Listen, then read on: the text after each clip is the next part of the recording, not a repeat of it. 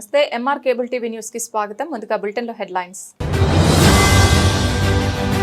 Has యాత్రకు వెళ్లే యాత్రికులకు Nandyal national కళాశాలలో శిక్షణ కార్యక్రమం. జిల్లా హాజ్ కమిటీ అధ్యక్షులు డాక్టర్ ఇంతియాజ్ అహ్మద్, మంత్రి ఫరూక్.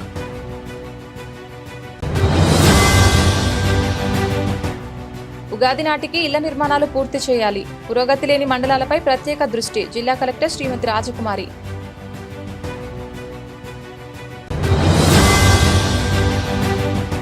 చివరి ఆయకట్టు వరకు సాగునీటిని అందిస్తున్నాం. వైకాపా నేతలపై మంత్రి ఎన్ఎండి ఫరూక్, జిల్లా అధ్యక్షురాలు గౌరు చరితారెడ్డి ఫైర్.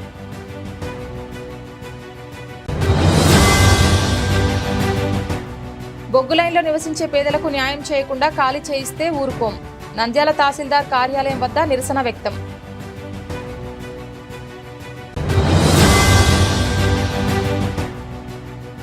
ఆళ్లగడ్డ గ్రామాల అభివృద్ధిలో పరిశుభ్రతకు అత్యంత ప్రాధాన్యత ఉందని ఆళ్లగడ్డ ఎంపీడీఓ నూర్జహాన్ వెల్లడి.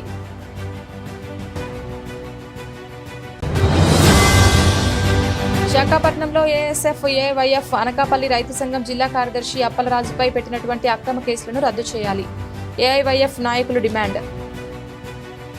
హాజ్ యాత్రకు వెళ్లే యాత్రికులకు నంద్యాల నేషనల్ కళాశాల నందు శిక్షణ కార్యక్రమం నిర్వహించారు. జిల్లా హాజ్ కమిటీ అధ్యక్షుడు డాక్టర్ ఇంతియాజ్ అహ్మద్ ఆధ్వర్యంలో ఏర్పాటు చేసిన శిక్షణ కార్యక్రమం రాష్ట్ర మంత్రి ఎన్ఎండి ఫరూక్ ప్రారంభించారు. ఈ శిక్షణ కార్యక్రమంలో AP state has committee chairman Shaik Haasan Basha, TDP నాయకులు ఎన్ఎండి ఫయాజ్, జిల్లా సంఘం అధ్యక్షులు అంజద్ బాషా సిద్దికి, రాష్ట్ర మైనార్టీ కార్పొరేషన్ డైరెక్టర్ ఖలీల్ తదితరులు పాల్గొన్నారు. ఈ సందర్భంగా ఆధ్యాత్మిక హాజ్ వెళ్లేవారు మక్కా చేయవలసిన ప్రార్థనలపై శిక్షణ కల్పించారు. నంద్యాల పట్టణం నుండి 104 మంది హాజ్ యాత్రకు వెళ్లనున్నారు. ఈ సందర్భంగా వారు మాట్లాడుతూ హాజ్ యాత్రకు వెళ్లే యాత్రికులకు రాష్ట్రంలో అచ్చు కమిటీ ఆధ్వర్యంలో మొట్టమొదటి శిక్షణ కార్యక్రమం నంద్యాల నుండి ప్రారంభించడం జరిగిందన్నారు. హాజ్ యాత్రకు వెళ్లేవారు విజయవాడ సెంటర్గా వెళితే వారికి ₹1,00,000 సబ్సిడీ ప్రభుత్వం ఇవ్వడం జరుగుతుందని, దానిని ఉపయోగించుకోవాలని కోరారు. మైనార్టీల అభివృద్ధికి కూటమి ప్రభుత్వం కట్టుబడి ఉందన్నారు.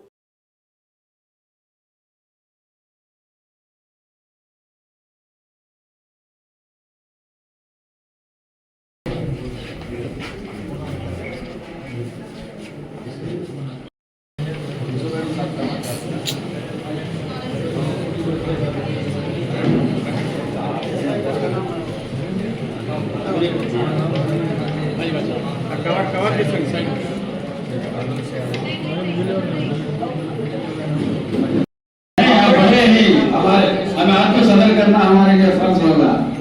जब तक आपकी खिदमत में आपको हमें शालपोशी खुदकुशी नहीं करेंगे और आपका हिसाब चुकाने वाले नहीं होंगे. अल्हम्दुलिल्लाह. बैठ जाओगे, हमारे दोस्तों में रहे खलील भाई है, टीचर है, अमजद सब रहे, सबके नाम ये सफर लंबा हो जाएगा, इसलिए ज्यादा तकलीफ दे सका क्योंकि मेरी रवा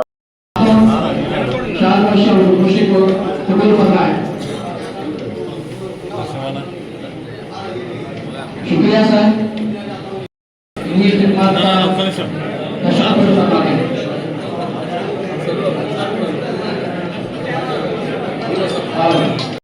अच्छे बेहतरीन से बेहतरीन सहूलियत फराहम करे, ये उनका ये वाहिद एजेंडा है.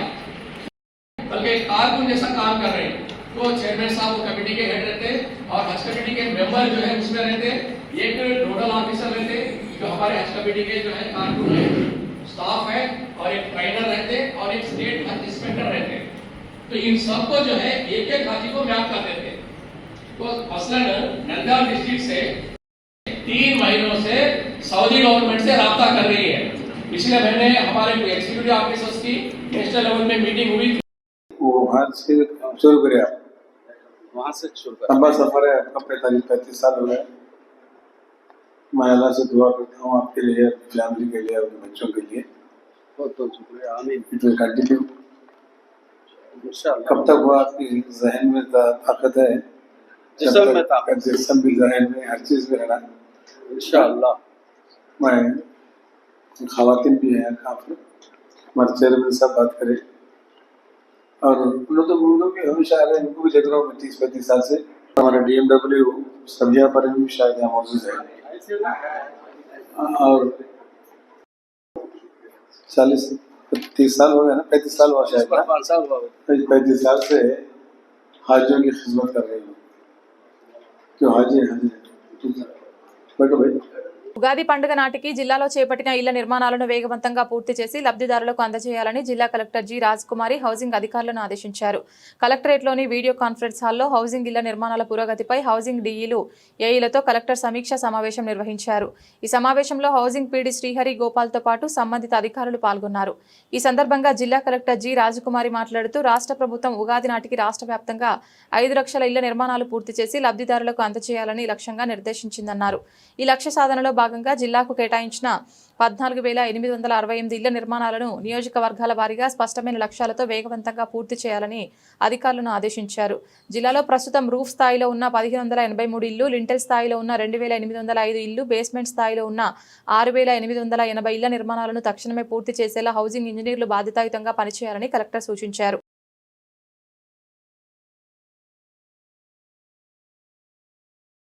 రాజకీయ ప్రయోజనాల కోసం వైకాపా నేతలు ఆడుతున్న నాటకాలను ప్రజలు గమనిస్తున్నారని, కమిషన్ల కోసం ప్రాజెక్టుల నిర్మాణాలను గాలికి వదిలేసిన వారికి కూటమి ప్రభుత్వాన్ని విమర్శించే అర్హత లేదని రాష్ట్ర న్యాయశాఖ మరియు మైనార్టీ సంక్షేమ శాఖ మంత్రివర్యులు ఎన్ఎండి ఫరూక్ మరియు నంద్యాల జిల్లా టీడీపీ అధ్యక్షురాలు పాణ్యం ఎమ్మెల్యే గారు చరితారెడ్డి తీవ్రస్థాయిలో విమర్శించారు. నంద్యాలలోని టీడీపీ కార్యాలయంలో శ్రీశైలం నందికొట్కూరు ఎమ్మెల్యేలు బుడ్డా రాజశేఖర్ రెడ్డి, గీతా జయసూర్యలతో కలిసి వారు విలేకరుల సమావేశం నిర్వహించారు. ఈ సందర్భంగా వారు మాట్లాడుతూ గత వైకాపా ప్రభుత్వ హయాంలో ఇసుక, మట్టి, మద్యం మాఫియాలపై ఉన్న శ్రద్ధ తాగునీటి ప్రాజెక్టుపై లేదని వారు మండిపడ్డారు. వెలుగోడు ప్రాజెక్టు ద్వారా ప్రతి అడుగును తడిపి రాయలసీమను సస్యశ్యామలం చేసేందుకు కూటమి ప్రభుత్వం కృషి చేస్తోందని తెలిపారు. అలగనూరు కరకట్ట మట్టిని సైతం వైకాపా హయాంలో అమ్ముకున్నారని ఆరోపించారు. కరకట్ట ప్రమాదంలో ఉన్నా పట్టించుకోకుండా తప్పుడు సమాచారం ఇచ్చారని, కూటమి ప్రభుత్వం వచ్చాక తక్షణ మరమ్మతులకు ₹1 కోటి శాశ్వత పనుల కోసం ఇటీవల మరో 58 కోట్లు మంజూరు చేసినట్టు వెల్లడించారు. రాయలసీమ లిఫ్ట్ ఇరిగేషన్ కోసం ముఖ్యమంత్రి నారా చంద్రబాబు నాయుడు కూటమి ప్రభుత్వం కేవలం 18 నెలల్లోనే ప్రాజెక్టుల కోసం 6,600 కోట్లు మంజూరు చేసిందని గుర్తు చేశారు.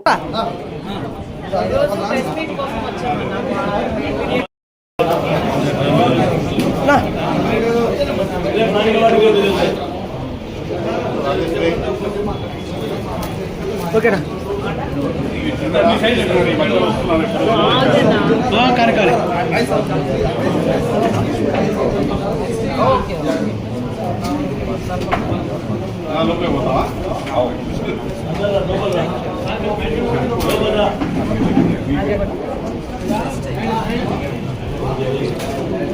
Yes madam.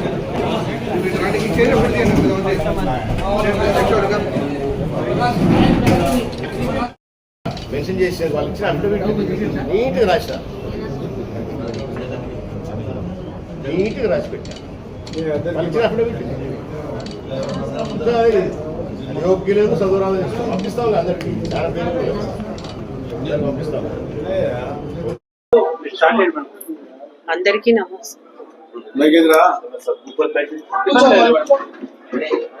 వద్దు కదా, మైక్ ఉన్నాయి.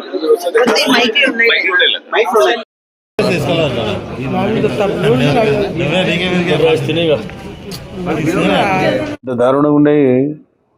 ఇప్పుడు ఏ రకంగా ఉన్నాయి? చిన్న గ్రామం నాకు బాగా బతికుంది. ఇది ఈయన కాన్స్టిట్యూన్సీలో నాకున్నది. ఇల్లు కాలిపోతే ఆ వాసాలు తీసుకొని గడ్డి తీసుకొని వేస్తే చూస్తే ఇల్లు అంత దుర్భరంగా ఉన్నది. అదే ఊరు ఇప్పుడు పోతే నా ఆశ్చర్యపోయిన లింగాపురం, ఆ ఊరు కూడా మోస్ట్లీగా ఇళ్ళన్నీ ముస్లిమ్స్లో కాలిపోయినాయి. ఇప్పుడు నేను పోతే ఆశ్చర్యపోయిన చూసి ఇల్లు ఏమో ఆయన ఇట్లా బ్రహ్మాండం కట్టారండి. 3 కార్లు నీళ్ళు వస్తున్నాయని నేను సగౌరవంగా అన్న 3 కార్లు నీళ్ళు వస్తున్నాయి, 5 ఎకరాలు 10 ఎకరాలు మాకు ఉన్నాయి. ఈరోజు మా స్థితికి పెరగాలనేది ఎన్టీ రామారావు ఆశయం, మన ఆశయం. రైతులు బాగుపడాలా, రాష్ట్రం బాగుపడాలా. ఆ రకంగా కమిట్మెంట్ ఎన్టీ రామారావు పనిచేశారు. ఆ పని చేసిన తర్వాతనే మాకు ఫలితాలు వచ్చినాయి. మహానుభావుడు చంద్రబాబు నాయుడుకి వచ్చిన తర్వాత చైన్ ఆఫ్ ట్యాంక్స్ ఉన్నాయి మనకు. వెలుగోడు నుంచి తీసుకొని చాగలమరి వరకు, ముత్యాలపాడు వరకు ట్యాంక్స్ ఉన్నాయి. ఆ ట్యాంక్స్ అంతా నింపినాడు. దానివల్ల సేద్యం వస్తుంది. లేకుంటే ట్యాంక్స్ అన్ని వర్షాధారం మీద ట్యాంకులు లేవి, లేకుంటే నీళ్ళు లేవు దానికి. అని ఎవరు నింపినారు? చంద్రబాబు నాయుడు నింపినారు. కాబట్టి ఇప్పుడు ఆ ట్యాంకులు నింపుకుంటూ, తెలుగు నీళ్ళు నింపుకుంటూ మనం సేద్యం చేసుకుంటాం. అన్ని పచ్చగా ఉంది ఈరోజు. తర్వాత వెలుగోడు రిజర్వ్ పోతిరెడ్డి పార్ట్ కూడా తెలియాల. జిల్లా నంద్యాల జిల్లాకు తెలుగుదేశం పార్టీ తరఫున కొత్తగా అధ్యక్షురాలుగా ఎన్నికైన మా చెత్తమ్మ గారికి కంగ్రాచులేషన్స్. అలాగే గౌరవనీయులు పెద్దలు మంత్రివర్యులు ఫరూక్ అన్న గారికి, నా సహచర శాసనసభ్యుడు జయసూర్య గారికి, మీడియా మిత్రులకు అందరికి కూడా పేరు పేరున హృదయపూర్వక ధన్యవాదాలు. కొంచెం ఈ రాయలసీమ లిఫ్ట్ ఇరిగేషన్ ప్రాజెక్టు గురించి మాట్లాడే ముందు కొన్ని వాస్తవాలు కూడా మాట్లాడుకుంటే బాగుంటుందని చెప్పేసి నా అభిప్రాయం. ఎందుకంటే మొన్న పోయినారు ఈ పెద్ద మనుషులంతా, వైఎస్ఆర్ పార్టీకి సంబంధించిన వాళ్ళంతా, అంటే మన జిల్లా, పక్క జిల్లా, ఇంకా పక్క జిల్లా అందరు కలిసి చాలా రోజులు అయింది కదా బయటికి రాక వీళ్ళు పొద్దుగా వచ్చినారు, బాగున్నారు, పోయినారు, చూసినారు, ఇదంతా బాగానే ఉంది. కానీ వాస్తవాలు కూడా చెప్తే బాగుంటుంది, నిజాలు కూడా మాట్లాడితే కరెక్ట్గా ఉంటుంది, పద్ధతిగా ఉంటుంది. ప్రజలు కూడా తెలుసుకోవాలా ఏం జరిగింది, ఏం జరగబోతుంది అనేది కూడా చెప్తే కూడా బాగుంటుంది. ఊరికే పోయినాము చంద్రబాబు నాయుడు గారు ఏదో ఆయన తెలంగాణ ముఖ్యమంత్రి గారు రేవంత్ రెడ్డి గారు వాళ్ళ అసెంబ్లీలో వాళ్ళ అవసరాలు, వాళ్ళ స్వార్థాలు, దాని గురించి ఆయన మాట్లాడితే దానికి చంద్రబాబు నాయుడు గారి మీద నిందలేయడం అనేది ఇది ఎంత పాపం. మీరు నిజాలు కూడా మాట్లాడండి, బాగుంటుంది. ఈ ప్రాజెక్టు గురించి క్లియర్ ఉన్నాయి, మీకు కూడా ఇస్తాం రండి, మీడియాకు కూడా ఇస్తే, ఎందుకంటే మీరు చూపించుకుంటే బాగుంటుంది. ఇవన్నీ 2020వ సంవత్సరంలో వీళ్ళు ఒక జీవో ఇస్తే 203 జీవో మీద గనిలోల శ్రీనివాస్ అని చెప్పేసి తెలంగాణకు సంబంధించిన వ్యక్తి కోర్టుకు పోయినాడు. దీనిపైన పోతే ఎన్జిటి ఏం చేసేసింది, సో దాన్ని స్టే ఇచ్చింది. దానిపైన ఇస్తూ ఒక కమిటీని ఏర్పాటు చేసి మొత్తం నాకు రిపోర్ట్ ఇవ్వండి అని చెప్పేసి ఎన్జిటి కోరింది దాని మీద. ఇవన్నీ అప్పుడు జరిగినట్వే. సో వాళ్ళు క్లియర్గా రిపోర్ట్స్ ఇచ్చినారు. రిపోర్ట్స్ ఇచ్చిన తర్వాత ఎన్జిటి ఏం చేసింది, టెంపరీగా స్టాప్ చేస్తూ కానీ దీనికి పూర్తి స్థాయిలో మీరు పర్మిషన్లన్నీ తీసుకొని పర్మిషన్స్ తీసుకొని మొదలు పెట్టుకోండి అని చెప్పేసి కూడా ఇచ్చింది. అవునా? సో వీళ్ళు వాళ్ళ టైమే కదా ఇదంతా. ఈ ప్రాజెక్టులు ఎప్పుడెప్పుడు దీని మీద జరుగుతూ ఉన్నాయి అంటే ఇవి క్లియర్గా మీకు చెప్పాలంటే చాలా టైం పడుతుంది, కాబట్టి మీకు మీడియాకి ఇస్తాం మేము. అంటే వాస్తవాలు తెలుసుకోకుండా మాట్లాడకూడదు అనేది మా అభిప్రాయం. దీనిపైన ఏమిచ్చింది రాయలసీమ ప్రాజెక్టు, దానిపైన ఎప్పటికప్పుడు ఎన్జిటినే మళ్ళీ సో ఆ ప్రభుత్వాన్ని ఈ ప్రభుత్వాన్ని వాళ్ళకి సంబంధించిన రిపోర్ట్స్ అన్ని సబ్మిట్ చేయండి అని చెప్పేసి అడుగుతూ వచ్చింది. సో అడిగినప్పుడు మన వాళ్ళు ఎప్పుడైనా సక్రమంగా సబ్మిట్ చేశారా? ఆ రోజున్న గవర్నమెంట్లో వైఎస్ఆర్సీపీ అధికారంలో ఉంది. ఏ ఒక్క రోజన్నా ఊకే గొప్పలు చెప్పుకోవడానికి రాయలసీమకు నేనే అదేదో బపర భగీరథుని నేనే, రాయలసీమ గతంలో ఎవరు ఏమి చేయలేదు, జగన్మోహన్ రెడ్డి చేసినాడు, మొత్తం రాయలసీమకు అంత పాప ఆయనే చేసినాడు అన్నట్టు గొప్పలు చెప్పుకొని ఒక 3,500 కోట్లు ఒక ప్రాజెక్టు తయారు చేసేసి ఒక ఫిగర్ ఇచ్చేసేసి ఒక టెండర్ పిలిచేసేసి, అవునా, ఒక కలరింగ్ పెద్ద కలరింగ్ ఇచ్చేసి నేను రాయలసీమకి ఇది చేస్తున్నాను. నువ్వు పుట్టక ముందు నుంచి ఇవి తయారైనాయి. అవునా? పుట్టింటాడా నాకు తెలిసి 1983లో తెలుగుదేశం పార్టీ అధికారంలోకి వచ్చినప్పుడు ఆయన డేట్ ఆఫ్ బర్త్ ఎత్తడం వల్ల, అవునా, జగన్మోహన్ రెడ్డి పుట్టింటాడేమో కదా, ఓ 10 ఏళ్ళలో 7 ఏళ్ళలో పిల్లోడు ఉంటాడు. అవునా? మళ్ళీ నీవు సరిగ్గా నిక్కర్లు వేసుకోక ముందే రాయలసీమకు ప్రాజెక్టు స్టార్ట్ చేసింది స్వర్గీయ నందమూరి తారక రామారావు గారు. సో దాని తర్వాతనే ప్రభుత్వాలు మారొచ్చు, కంటిన్యూషన్ ఉంటుంది. ఒక ప్రాజెక్ట్ అనేది ఒక పీరియడ్లో ఒక 5 సంవత్సరాలలో ఏ ప్రభుత్వం కూడా పూర్తి చేయలేదు. మళ్ళీ వచ్చిన ప్రభుత్వాలు కూడా దాన్ని కంటిన్యూటీ చేసి అక్కడ ఉన్న ప్రజల డిమాండ్లు, రైతుల డిమాండ్లు తీసుకుంటే కంటిన్యూ అవుతాయి ప్రాజెక్టులు. అట్లా కాకుండా ఈయననే అపరభగీరథులకి పైన పోయి తపస్సు చేసి ఇది పట్టుకొచ్చినట్టు కలరింగ్ ఇచ్చుకొని ఏమీ లేదు. మళ్ళీ ఆడ అన్ని కలరింగ్ ఇచ్చుకొని అన్ని పెండింగ్ పెట్టుకొని కూర్చొని ఇవే మీరు చేసిన ఘనకార్యాలు. ఇవన్నీ చెప్పకుండా, ఇవన్నీ ఏది మాట్లాడకుండా ఊకే చంద్రబాబు నాయుడు గారు రాయలసీమ ప్రాజెక్టు, రాయలసీమ ద్రోహి, వీళ్ళు మొదటి నుంచి ఇంతే. నేను ఇందాక చెప్పినది, మొదట నువ్వు నిక్కర్లు వేసుకోకముందే ఈ ప్రాజెక్టు స్టార్ట్ చేసింది తెలుగుదేశం పార్టీ.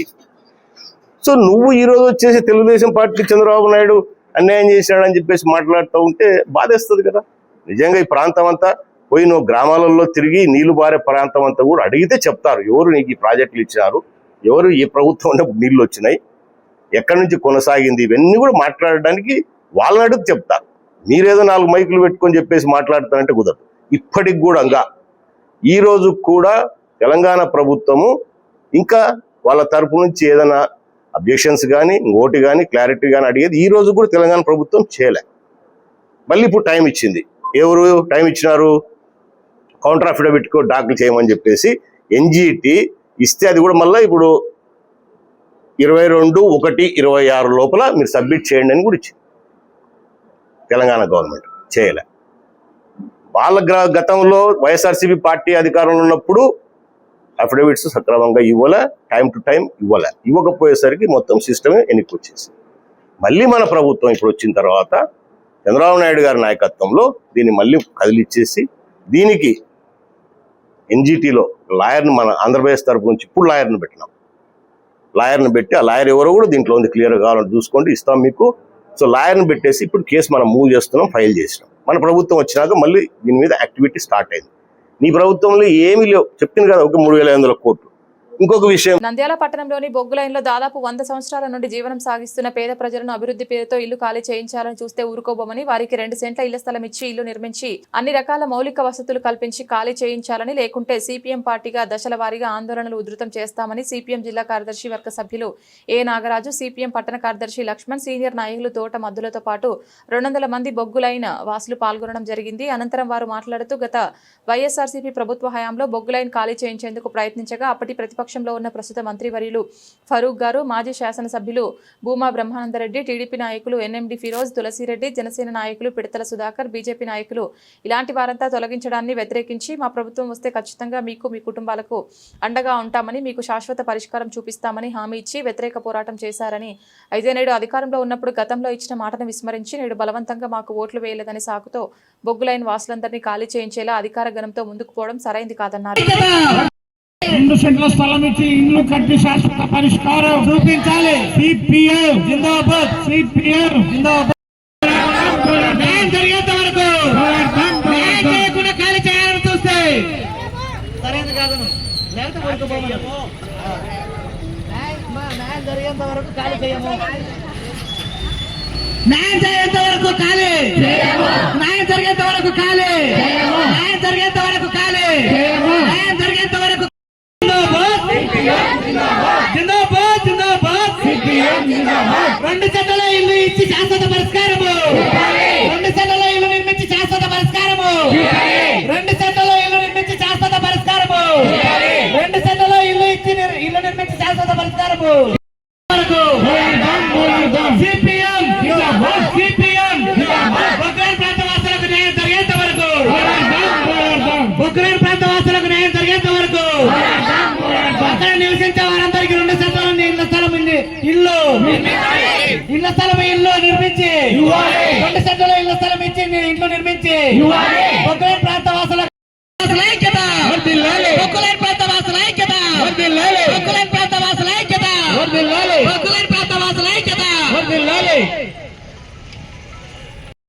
న్యాయం చేయకుండా ఇల్లు ఖాళీ చేయిస్తే, న్యాయం జరగకుండా ఇల్లు ఖాళీ, న్యాయం జరగకుండా ఇల్లు ఖాళీ ఇవ్వాలి. బొగ్గు లైన్ లో నివసించే వాళ్ళకు శాశ్వత పరిష్కారం చూపాలి, శాశ్వత పరిష్కారం. బొగ్గు లైన్ లో నివసించే కార్మికులందరికీ శాశ్వత పరిష్కారం చూపించాలి. 2 సెంట్ల స్థలం ఇచ్చి ఇల్లు కట్టించి ఇవ్వాలి. CPM, CPM. బొగ్గు లైన్ ప్రాంత నంద్యాల పట్టణంలో బొగ్గు లైన్ లో దాదాపుగా 100 సంవత్సరాలకు పైగా 300కు పైగా కుటుంబాలు అక్కడ జీవనం సాగిస్తున్నాయి. ప్రభుత్వాలు ఏర్పడక ముందుకు ఓట్ల కోసం వచ్చిన సందర్భాలల్లా మాకు ఓట్లేసి గెలిపించండి, మీకు శాశ్వత పరిష్కారం చూపిస్తామని కళ్ళబొల్లి మాటలు చెప్తూ ఓట్లు అయిపోయిన తర్వాత, అధికారం చేజిక్కిన తర్వాత మీరు ఖాళీ చేయాల్సిందే, మాకు ఓట్లు వేయలేదనేటువంటి కుట్రలో భాగంగానే నంద్యాల పట్టణంలో ఈరోజు బొగ్గులైన్ ప్రాంత వాసులందరినీ ఖాళీ చేయించాలనేటువంటి రీతిలో ఈరోజు కూటమి ప్రభుత్వము ప్రయత్నం చేస్తోంది. ఇది సరైనది కాదు. సిపిఎం పార్టీగా దీన్ని తీవ్రంగా వ్యతిరేకిస్తున్నాము. ఇప్పటికైనా కానీ బొగ్గులైన్లో నివసించేటువంటి పేద ప్రజలందరికీ 2 సెంట్లలో ఇళ్ల స్థలం ఇచ్చి ఇల్లు నిర్మించి ఇవ్వాలి. వాళ్లకు శాశ్వతమైనటువంటి పరిష్కారం చూపకుండా అక్కడి నుంచి ఖాళీ చేయించాలని చూస్తే సహించేది లేదని చెప్పేసి ఈరోజు తహసీల్దార్ కార్యాలయం ముందు ధర్నా చేయడం జరుగుతుంది. ఈ కార్యక్రమానికి సిపిఎం పార్టీ ఆలగడ్డ గ్రామాల అభివృద్ధిలో పరిశుభ్రతకు అత్యంత ప్రాధాన్యత ఉందని ఆలగడ్డ ఎంపీడీఓ నూర్జహాన్ తెలిపారు. బుధవారం ఉదయం ఆలగడ్డ మండలం అహోబిలం గ్రామంలో ఆమె పర్యటించారు. గ్రామ పరిసరాల్లో చెత్త పేరుకుపోయిన ప్రాంతాలను గమనించిన ఎంపీడీఓ ప్రొక్లైన్ సహాయంతో చెత్తను తొలగించే కార్యక్రమాన్ని చేపట్టారు. ఈ సందర్భంగా గ్రామస్తులతో మాట్లాడిన ఆమె ఇంటి పరిసరాలు పరిశుభ్రంగా ఉంచుకోవడం వల్ల అనేక రకాల వ్యాధులను నివారించవచ్చని తెలిపారు. చెత్తను ఎక్కడ పడితే అక్కడ వేయకుండా నిర్దేశిత ప్రదేశాల్లో మాత్రమే వేయాలని సూచించారు. స్వచ్ఛ గ్రామంగా తీర్చిదిద్దేందుకు ప్రతి ఒక్కరూ బాధ్యతగా వ్యవహరించాలని ఆమె గ్రామస్తులకు అవగాహన కల్పించారు. ఈ కార్యక్రమంలో పంచాయతీ కార్యదర్శి సుదర్శన్ రెడ్డి, గ్రామ సిబ్బంది, పారిశుద్ధ్య కార్మికులు పాల్గొన్నారు.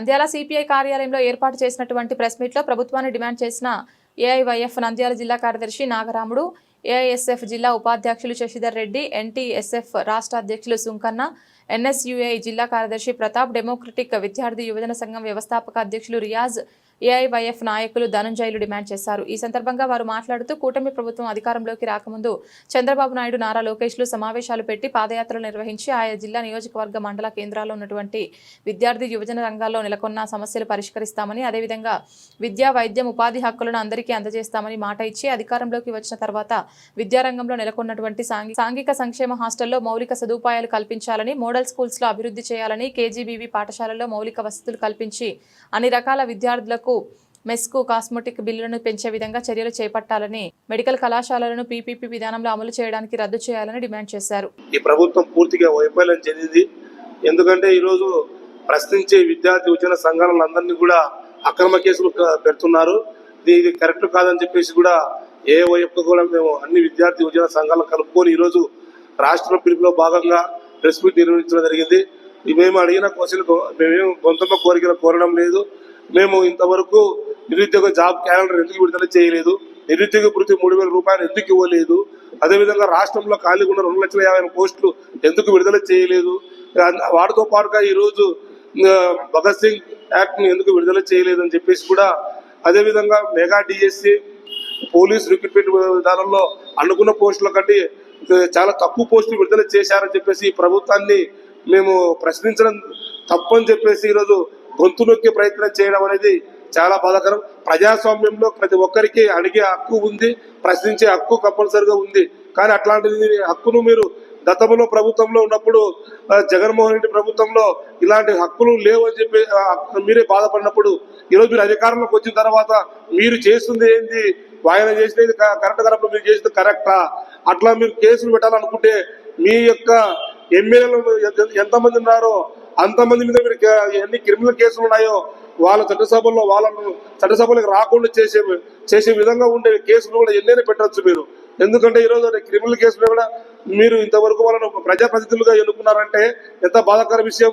కానీ ఈ రోజు మేము నిజమైన సమస్యల కోసం, నిరుద్యోగ వృత్తి కోసం, అదేవిధంగా ఏదైతే పోస్టులు ఖాళీ ఉన్నాయో వాటిని విడుదల చేయాలని చెప్పేసి మేము ప్రశ్నిస్తుంటే 5 మంది వైజాగ్ లో, విశాఖపట్నంలో 5 మంది విద్యార్థి యువజన నాయకుల పైన రౌండ్ సీట్లు ఓపెన్ చేయడము చాలా సిగ్గు చేయడం చెప్పేసి కూడా మేము తెలియజేస్తున్నాం.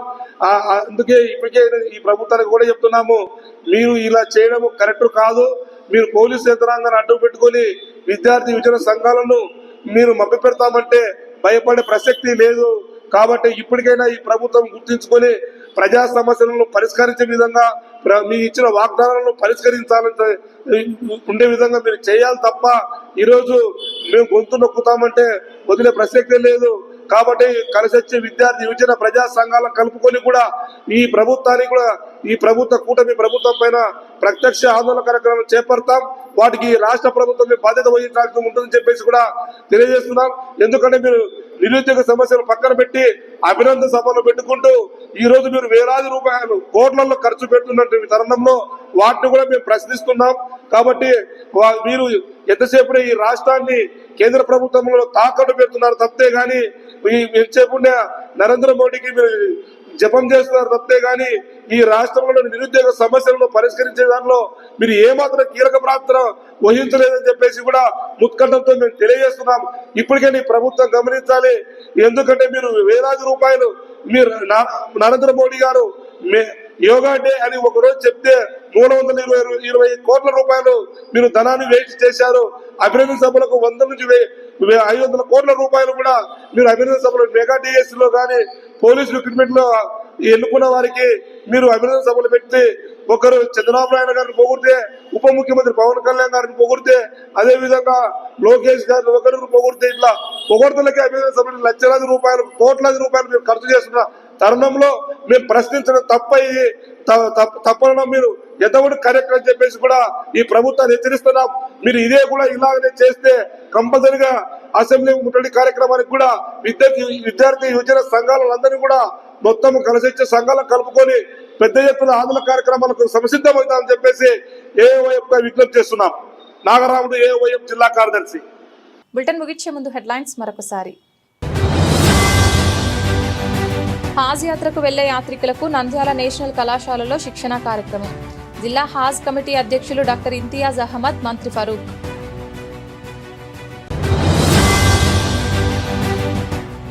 ఉగాది నాటికి ఇళ్ల నిర్మాణాలు పూర్తి చేయాలి. పురోగతి లేని మండలాలపై ప్రత్యేక దృష్టి. జిల్లా కలెక్టర్ శ్రీమతి రాజకుమారి.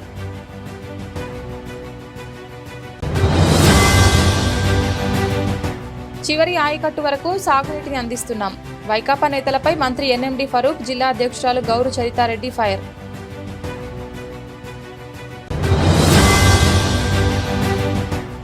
బొగ్గులైన్లో నివసించే పేదలకు న్యాయం చేయకుండా ఖాళీ చేయిస్తే ఊరుకోం. నంద్యాల తహసీల్దార్ కార్యాలయం వద్ద నిరసన వ్యక్తం.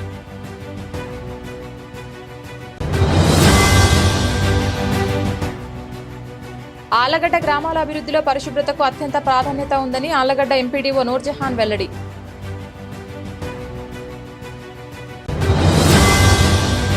విశాఖపట్నంలో ఏఎస్ఎఫ్, ఏవైఎఫ్, అనకాపల్లి రైతు సంఘం జిల్లా కార్యదర్శి అప్పలరాజుపై పెట్టినటువంటి అక్రమ కేసులను రద్దు చేయాలి. ఏఐవైఎఫ్ నాయకులు డిమాండ్. ఇది ఇవాల్టి బులెటిన్. తిరిగి మరొక బులెటిన్లో మళ్ళీ కలుద్దాం. అంతవరకు సెలవు. నమస్కారం.